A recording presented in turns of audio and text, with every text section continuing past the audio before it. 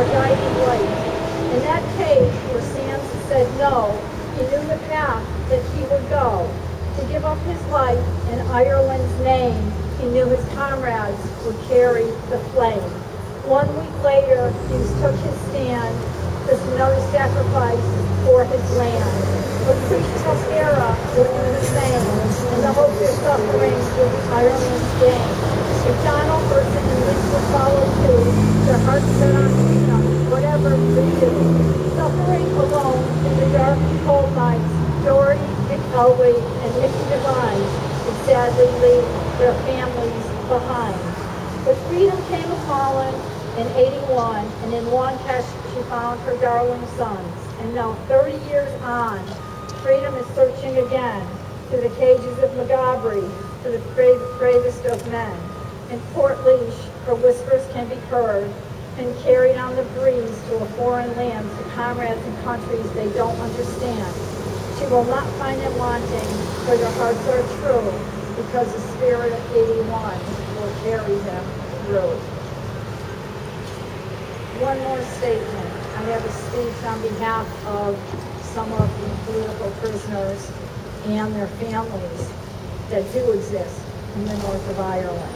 I'm not here to speak on a political agenda. I'm here to speak to you about the horrendous human conditions that are occurring to Irish people every day, men, women, and sadly enough, children.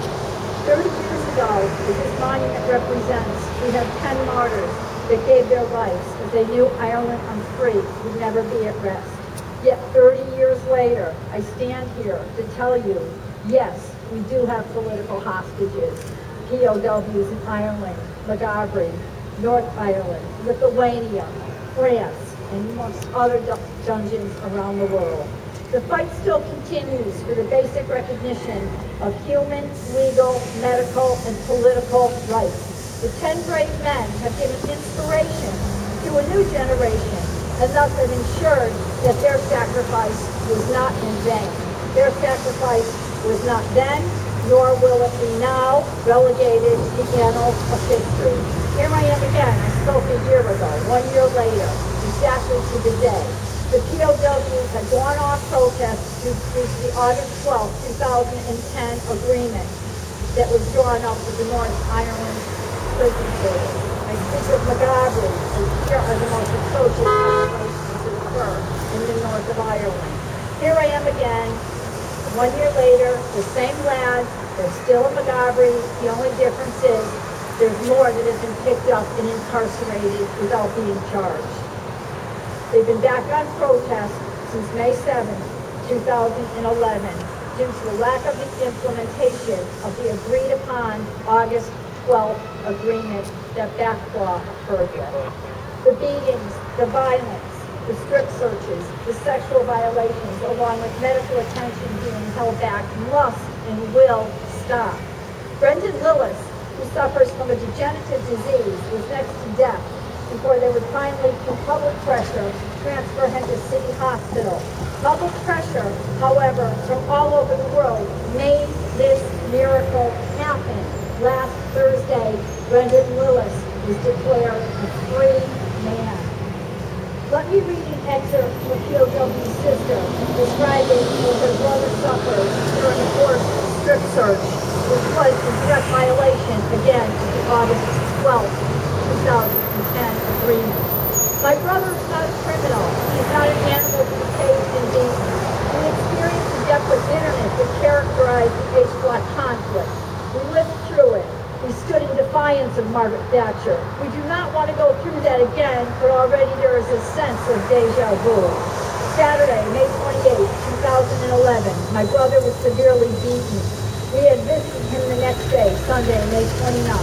His partner, 2 children, aged 4 and 5, after being verbally abused on their way to visit their daddy, waited 30 minutes in the waiting room. When they did bring him in, we were in shock to say the least. His face had multiple cuts and bruises, and I gently hugged him through his pain, and his ribs were sore. His jaw and chin swollen along with his ribs.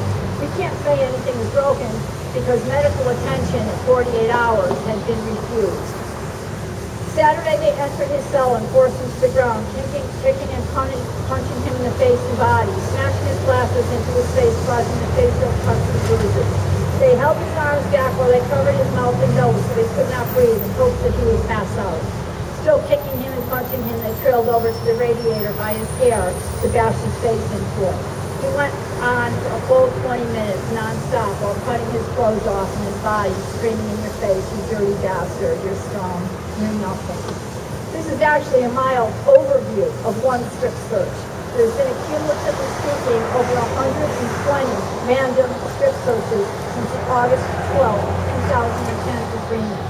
Each time, each news story demonstrates a new level of depravity of the people employed by the North Ireland Prison Service. And given state sanction to their terrible behavior, each story is unique and different. We therefore plead to anyone who's moved by this situation to get in touch with their local counselors, human rights organizations, or anyone else you think will be of some help to help get the August 12, 2010 agreement implemented 1 year after the fact. From September, the parts of that concession, strip searching and will ramp up more frequently. Shortly after Easter Sunday, Marion Price, a 57 well-known activist, was interned for being in a cemetery with those who were classified as undesirable. Those undesirables happen to be anyone who's Republican, regardless of their skin. She's being held in an all-male prison in Montgomery.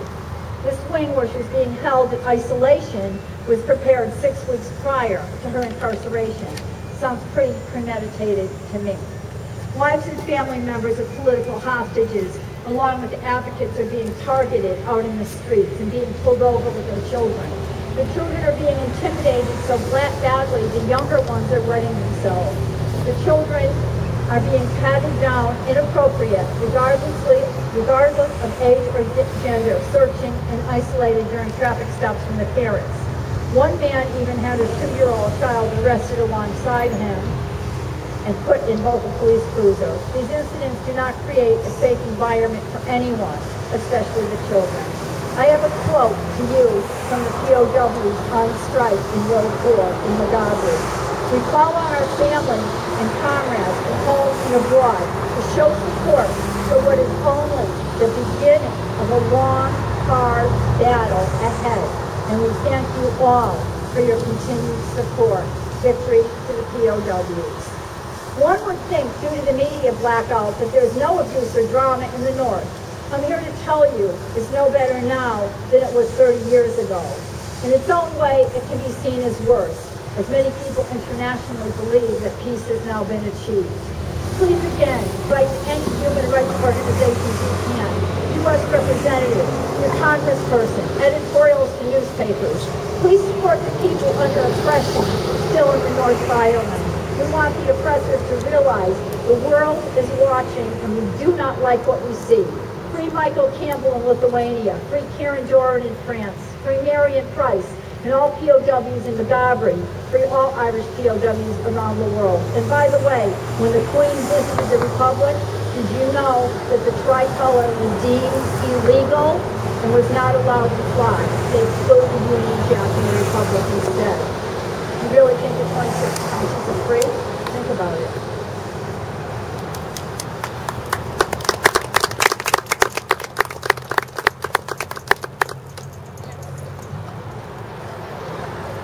Joe, I'd like to call upon you to come forward and say a few words in the conclusion of today's ceremony.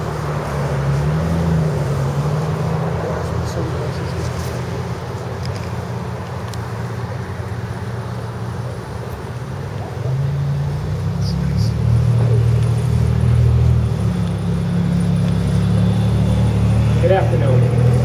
I would first like to thank Emmett for being our MC and all of our wonderful speakers. All of you who came out today to support this wonderful cause. For those of you who may not know me, my name is Joe Flaherty. I'm the chair of the Freedom for All Ireland Committee at Monsignor Slocum Division 1 of the Ancient Order of Hibernians, Waterbury, Connecticut. Today, specifically, August 20th, is the anniversary of the 10th martyr to die on protest, Michael Devine. We've gathered here today at Bobby Sands Circle as a living memorial for the men of 1981. the men who gave the ultimate sacrifice and shook the system to its very core. The martyrs of '81 didn't give their lives for a gentler, more amiable form of British rule, nor for political offices under a foreign crown. Their sacrifice was made for the unity and freedom of the Irish people. From the oration at the grave of O'Donovan Rossa on August 1st, 1915, in the immortal words of Porrick Pierce, we know only one definition of freedom. It is Cone's definition, it is Mitchell's definition, it is Rossa's definition. Let no man blaspheme the cause that the dead generations of Ireland served by giving it any other name than their name and their definition. These words ring as true today as they did when first written, and we can be assured that alongside Tone, Mitchell, and Rossa, it is Sand's definition, it is Hugh's definition, it is Devine's definition. And now, 30 years later, in prisons in Ireland, France, and Lithuania, we see our men and women imprisoned once again. We see the same basic human rights once again downgraded and dismissed as in 1981. Freedom's struggle will never be criminalized. As this program comes to a close, as you leave this place and go on with your lives, today and in days to come, I would like you to take a moment and remember Bobby Sands and the men of 1981. Remember where you were today, but more importantly, remember why you were here. Bobby said in 1981, everyone, Republican or otherwise, has their own particular part to play. No part is too great. No part is too small. No one is too old or too young to do something. So today, I implore you to do something. Write a letter. Hold a sign. Do something. Do anything. Remember, and always remember 1981. Tonight there'll be a fundraiser for the families of Irish Republican POWs at the local public house in Waterbury, Connecticut at 457 West Main Street, starting at around 8 p.m. I would ask that if you're able, you join us for this most memorable event. This will conclude the ceremony, but we all know that the only conclusion that can ever come to place is a 32-county Irish Republic. Ireland unfree will never be at peace. Make no mistake, our day will come.